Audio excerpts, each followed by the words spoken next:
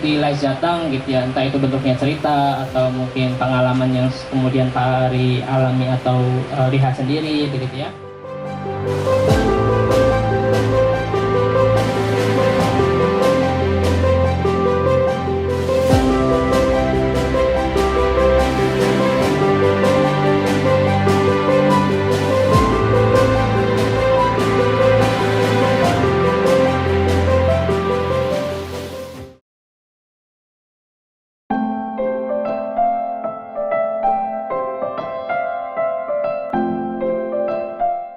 Bismillahirrahmanirrahim.